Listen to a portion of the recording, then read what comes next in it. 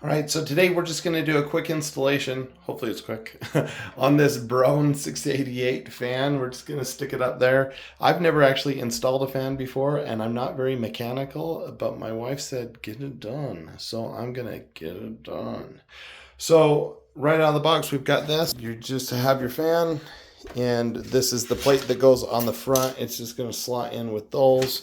The first thing you have to do is take the motor out. And I think you can just pull that out, and then this will come up. Oh, I need to make my hands free.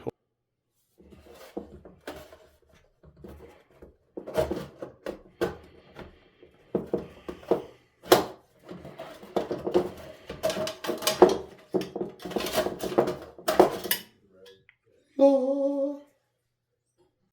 All right, so step 2 is to pull this part out as well, but you'll notice we already have the box up there. We just need the motor in, and so I need to pull it out from that one. So that's what I'm gonna do now. So you just pull this out so you can get the wiring in, but it looks like, hooray, they already wired it for us. So then I'm just gonna put that back in and I can just plug it and I'm good to go. Okay, so you just have to slot these in, and then the other side will click in as well. And then you can just take this and plug it right in. Now, let me show you before I put the cover on what that looks like when I turn the fan on.